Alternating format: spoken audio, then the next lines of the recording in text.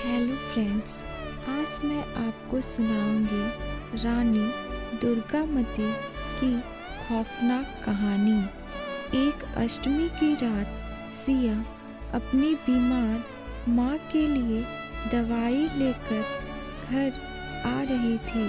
सिया के रास्ते में एक प्राचीन मंदिर था, तो वो उस मंदिर में कुछ मिनट आराम करने के लिए रुक गई।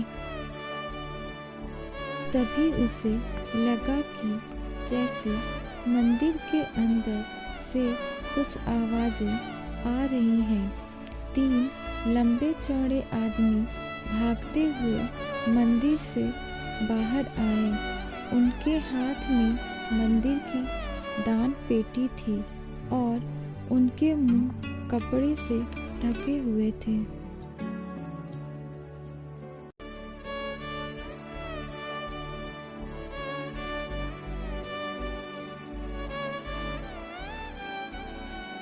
सिया को समझ गया कि जरूर ये लोग मंदिर से पैसे चुराकर भाग रहे हैं। लेकिन उनमें से एक आदमी ने सिया को देख लिया और वो जोर जोर से बोला, अरे अरे सुनो, तुम दोनों उस लड़की को पकड़ो, मैं दान पेटी संभालता हूँ।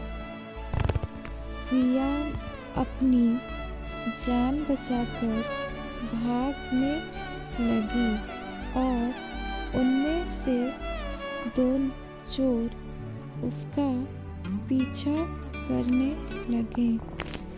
भागते भागते सिया गांव के पास वाले जंगल में पहुंच गई, जहां उसे एक बड़ा सा महल दिखा।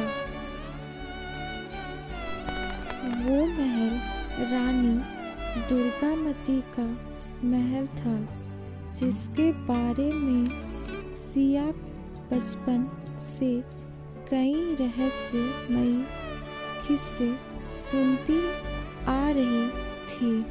सिया के पास कोई चॉइस नहीं थी और वो छुपने के लिए दुर्गामती महल में चली गई। उसके अंदर घुसते ही बहुत तेज हवा चलने लगी।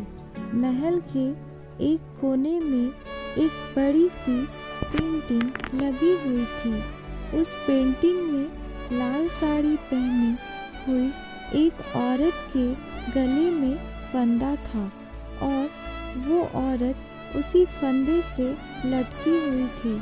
लेकिन ऐसी भयानक पेंटिंग देखकर सिया को घबराहट होने लगी।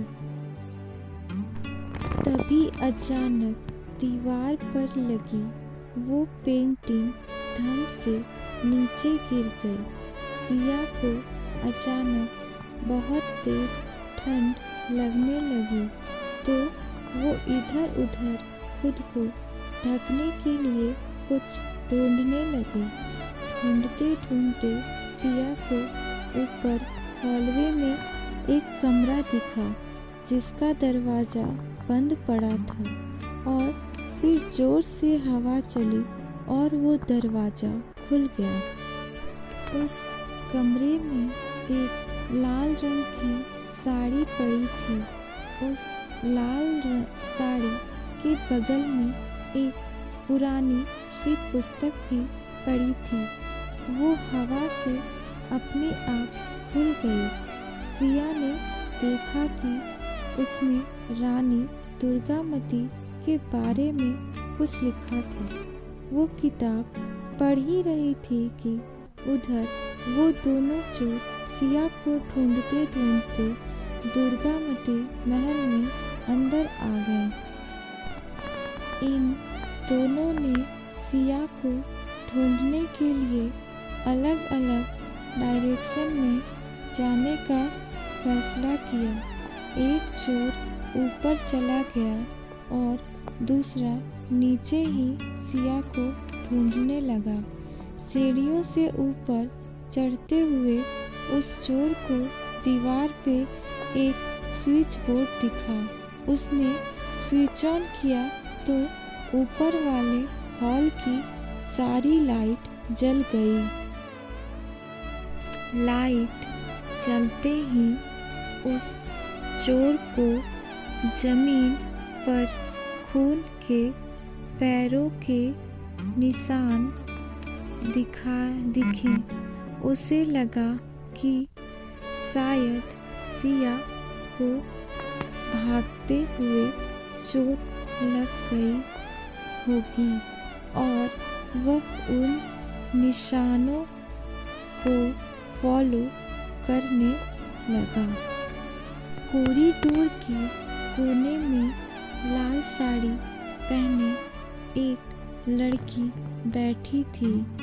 उसकी पीठ उस चोर की तरफ थी, इसीलिए वो चोर उसका चेहरा नहीं देख पा रहा था। लेकिन उस चोर को लगा कि वो लड़की सिया है। जैसे ही वो लड़की मुड़ी, उस चोर के पैरों तले से जमीन खिसक गई। उस लड़की ने घूंघट डाला हुआ था और उसका पूरा चेहरा काले बालों से ढका हुआ था। वो चोर को देखकर जोर से चिल्लाई और तभी वहाँ चलते हुए लाइट बल्ब एक के बाद एक फूटने लगे।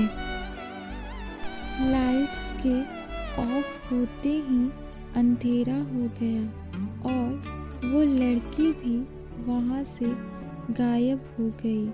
वहीं दूसरी तरफ दूसरा चोर सिया को नीचे ढूंढ रहा था। नीचे वाले कॉरिडोर में एक बड़ा सा शीशा लगा था, जिसे देखते ही दूसरी चोर को बहुत अजीब सा महसूस होने लगा।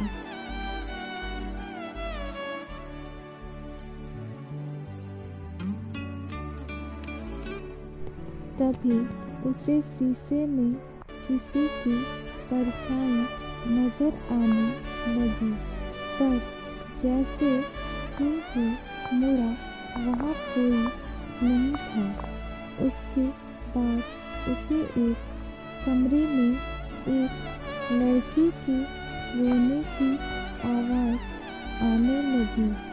वो भागकर कमरे के बाहर पहुंचा और नीचे से अंदर झांकने लगा। अंदर एक लड़की चल रही थी, जिसके पैरों से खून निकल रहा था। उस चोर ने अपनी पैंट की जेब से चाकू निकाला और जोर से दरवाज़ा खोला, लेकिन वो देखकर दंग रह गया कि अंदर कोई नहीं था। तभी उसे पीछे से किसी ने बहुत जोर से धक्का मारा और उसे कमरे के अंदर गिरा दिया। उस कमरे में एकदम अंधेरा था। वो चोर उठा और उसे अपना लाइटर जलाया और आसपास देखने लगा।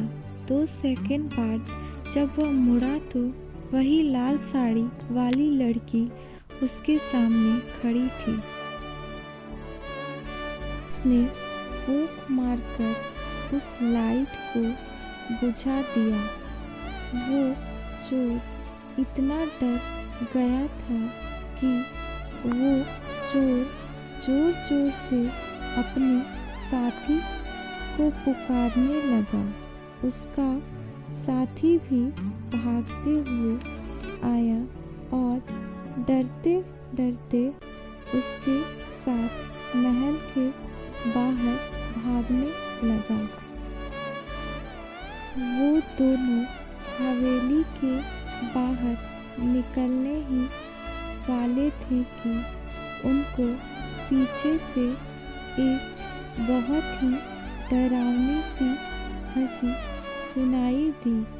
ऐसी डरावनी हंसी जो पूरे महल में गूंज रही थी। वे चोर बिना कुछ सोचे समझे उस महल से कोसों दूर भाग गए। कुछ देर बाद सिया भी वहाँ से निकलकर अपने घर चली गई। अगली सुबह सिया ने पूरा किस्सा अपनी दोस्त को बताया।